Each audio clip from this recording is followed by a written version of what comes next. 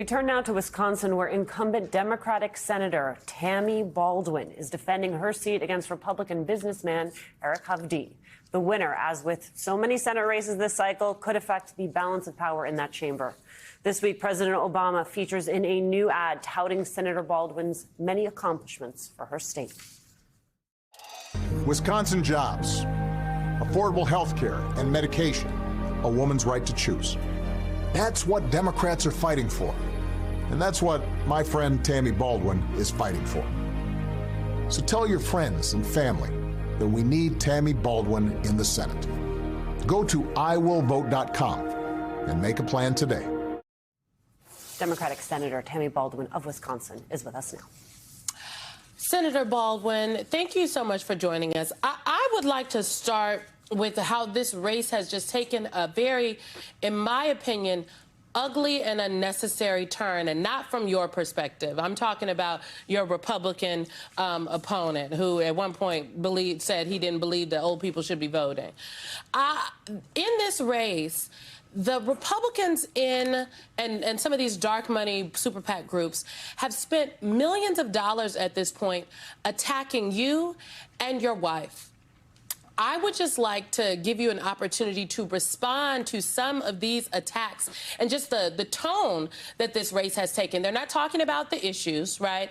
This is not a debate about, Farm Bill, even though, again, your opponent says he didn't really know much about the Farm Bill. Well, this has become a personal attack on you and your family. Yeah, so look, this is absolutely disgusting. And what my opponent is trying desperately to do is to deflect attention from the fact that he owns a $3 billion California bank, a $7 million California home, and he's been named among the most influential members of the community in Orange County 3 years in a row. Wisconsin has a green county. Wisconsin has a brown county. Wisconsin does not have an orange county. He is trying to deflect from the fact that he largely is a California business person who has come, helicoptered into Wisconsin to run for and try to buy a Senate seat. And let me emphasize that he is a multimillionaire who has self-financed. We think when all is said and done, he'll spend about $30 million of his own wealth.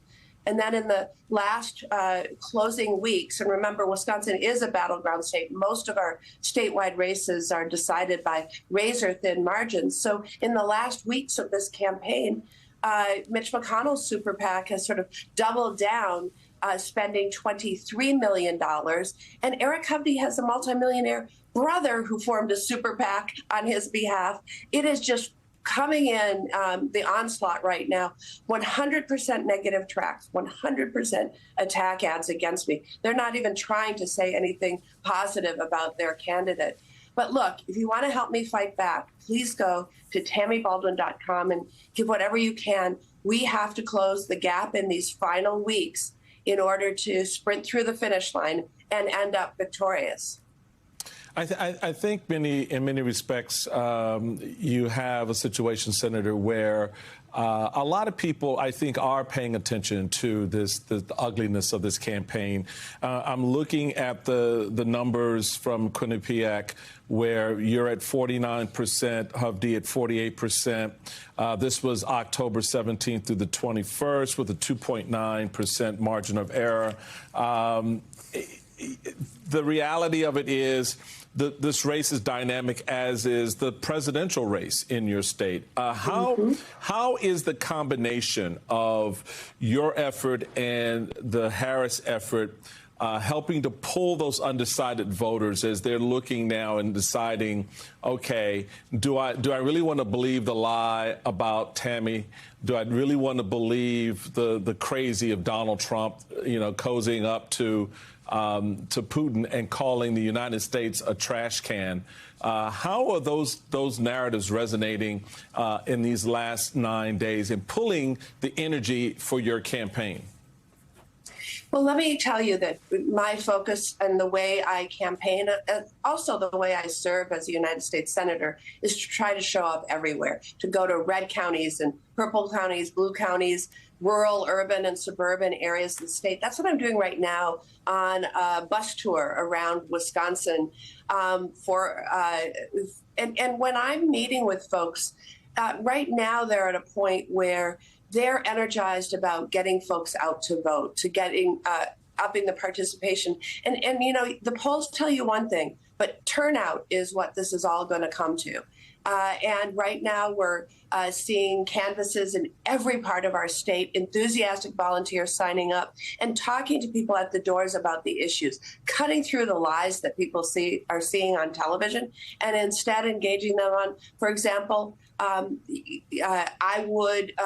helped write the Affordable Care Act. My opponent would repeal it.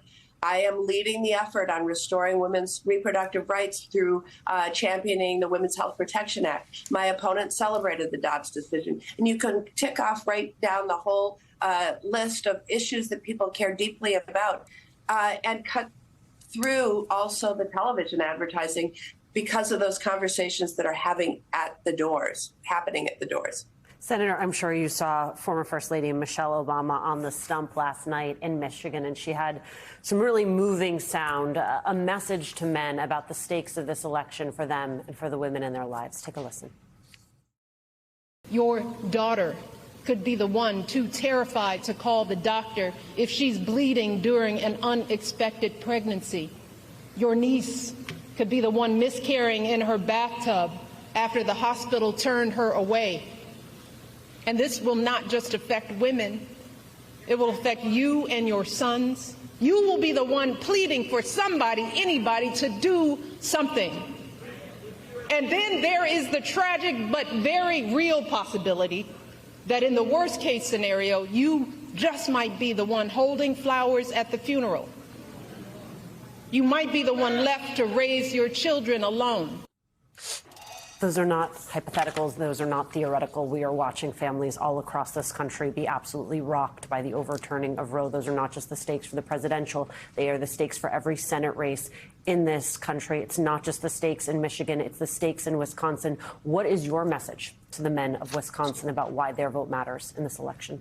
Absolutely. So, look, as I earlier said, I'm proud to be the lead author of the Women's Health Protection Act, which would restore Roe as the law of the land, but also tell the states that they can't pass laws that interfere with those rights and freedoms, such as is the case in the state of Wisconsin, where we have a law passed in the year 1849, widely viewed as a criminal abortion ban. In our state, there are 72 counties. There are services only available in 3. And that means that in 69 counties, access to abortion care is illegal. And we have seen the harrowing results. I remember talking to a woman whose water broke at 17 weeks, and she was refused service until she had a high fever and was facing the risk of sepsis. That should not be the case anywhere in America. Yet my opponent celebrated the overturning of Roe v. Wade and seems totally comfortable with a woman's rights and freedoms to be dependent upon her zip code or state of residence. And yes, this affects men. This affects men in so many different ways, as the former First Lady said so eloquently. This could be your daughter, this could be your niece, it could be your wife. And we need to come together to address this problem. Senator Tammy Baldwin of Wisconsin, you've got a very busy 9 days ahead. Thank you so much for making time with us. Thank you.